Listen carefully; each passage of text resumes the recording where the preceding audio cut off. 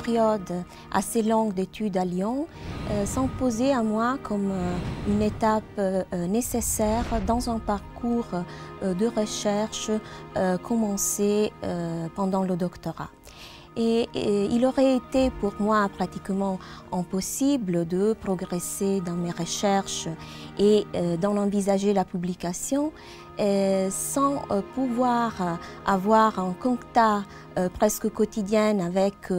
les membres du laboratoire ISOMA du CNRS,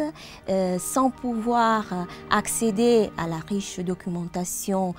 papier et numérique conservée à la Maison de l'Orient et de la Méditerranée de Lyon. Le Collegium m'a offert cette opportunité, l'opportunité de perfectionner et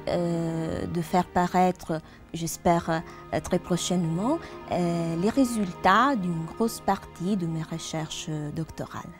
Dans mon projet de recherche, je me propose d'exploiter les sources épigraphiques, c'est-à-dire les documents qui ont été gravés sur des supports durables, pour essayer de reconstruire et de mieux comprendre ce qui était la culture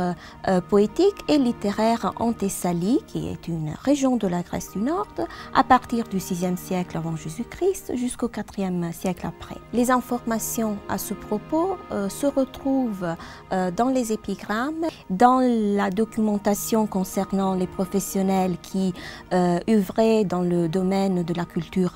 et l'éducation.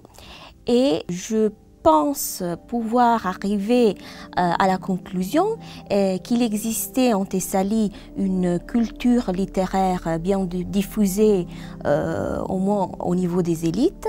Et je pense d'ailleurs qu'il y avait aussi parmi les gens alphabétisés un désir de témoigner publiquement de leurs connaissances, un désir que je vois tout à fait humaine, car aujourd'hui, il se dégage par d'autres moyens que la pierre, de moyens plus puissants, de moyens plus rapides, mais qui ont peut-être perdu cette dimension de fixité, durée éternelle qu'un homme grec pouvait espérer en faisant graver ses propres créations sur la pierre.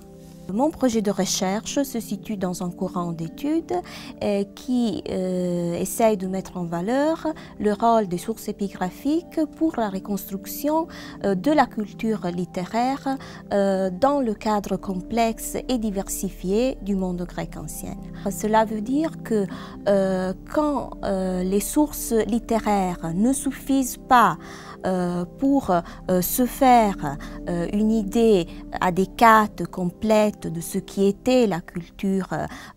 poétique et l'appréciation soit individuelle, soit publique de la littérature, alors il faut se pencher sur les sources épigraphiques et les lire en parallèle avec les sources littéraires. L'un des composants fondamentaux de l'être humain est l'acquisition et la transmission des connaissances, et pas seulement de connaissances techniques.